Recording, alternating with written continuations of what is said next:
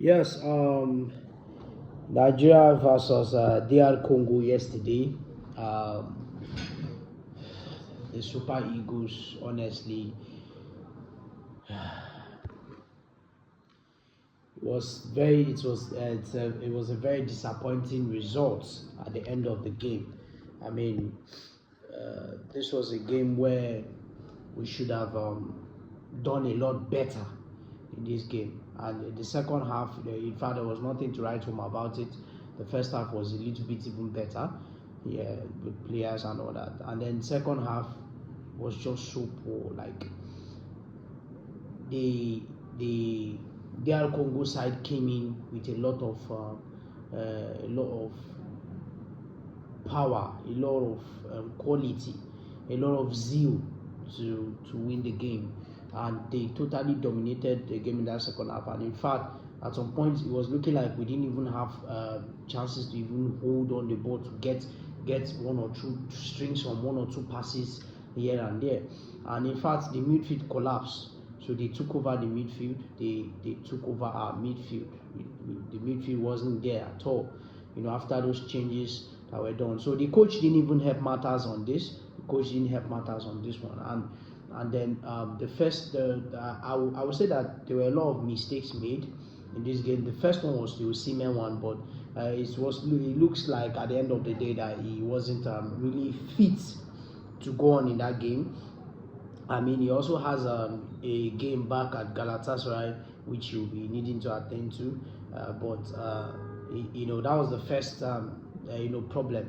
I mean, even though this is a player that is an athlete, and even though he's not having a good game, even though he's not having a good game on a very good day, like just his presence alone in that field changes a lot for the Super Eagles. And the moment he left, you can see the pressure, you can see how everything just began to just go bad and bad. And at the end, the DR Congo side were well deserving of it.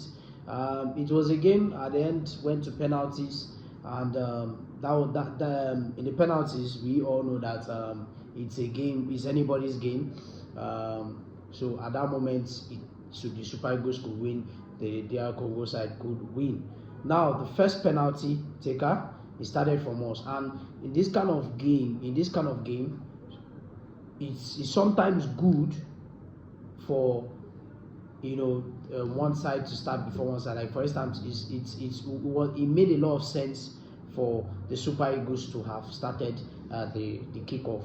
And I mean, if we would have scored that, would have put a lot of pressure in the DR Congo side, would have putting them under a lot of pressure. But it's also pressure when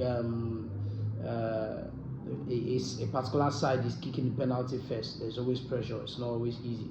But they went ahead to give it to somebody that doesn't even have the experience for it. Yeah, I mean, this was a game where they would adapt. Towards before the moment of the penalties, somebody like Twist Ekon would have been brought in. Like they would have brought him to play that penalty. He would have been the one to open the floor for the penalty because he's a good penalty taker. Yeah, he's a good penalty taker, better than the first player they took, which is Bassi. Okay, now that first one went down, no problem. The DR Congo side had their chance to go ahead to get their first goal in that game, in which, of course, Nwabali saved that goal.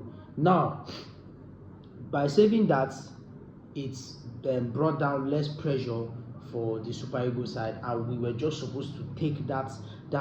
This was a moment where we had to score that goal, but of course, Moses Simon came in and then just roofed the ball. I don't know how. I don't know. Like some of these players, I don't know.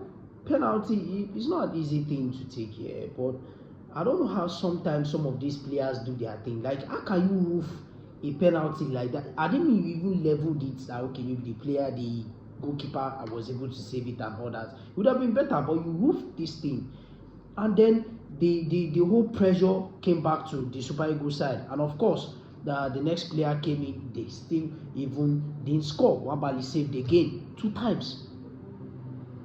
And of course, happily, eventually, the next player that came, Akko Adams, was able to score and give us the lead. We had one goal by then, and then the DR Congo side came in. We were expecting that you miss it, but kept on. He scored, and then where the whole thing just happened was bringing another defender again to come and play penalty, when this was just one goal short. If you miss this one, the next person that is coming in, the opponent team that is coming in, if they score, they are going to be winning it. You went and brought someone that doesn't even have confidence in himself. You understand? It's so sad. I mean, of course, we have midfielders, we have attackers there. How can you be using defenders to be playing such something like that? He used a couple of defenders to be playing penalties. People that don't even have confidence in themselves. You can see how he was shaking before he even took the penalty, and then just went ahead and threw the penalty away. So it was a very terrible game, and the saddest part about the whole situation is that currently we are out of it. We are currently totally out of it now. DR Congo will be going ahead to. I'm sure they must be enjoying their $1 million each now. They'll be chilling, throwing a party, because you can see how excited they was. They were promised $1 million each once they are able to qualify for the World Cup. So they are there, and they're just there. In fact, that should be the best, one of the best motivations you can ever have to give to a team. And of course, it was fantastic. It was fantastic, and congratulations to DR Congo, as they have went ahead to qualify. But for the Super Eagles side, it's quite unfortunate that we could not qualify for that, and it's better. Because there's nothing that would have even got to go and do in the World Cup. You don't get anything we want to do, but the comforts that it gives you, just us qualifying. At least let's just qualify. Even though in the group stage we are knocked out, but qualifying, at least just showing up that Nigeria qualified for World Cup. When you get there, anything that happens, fine. But we can't even qualify. Don't worry. It's quite unfortunate. It's quite unfortunate. That's it. Well, peace out. That's it.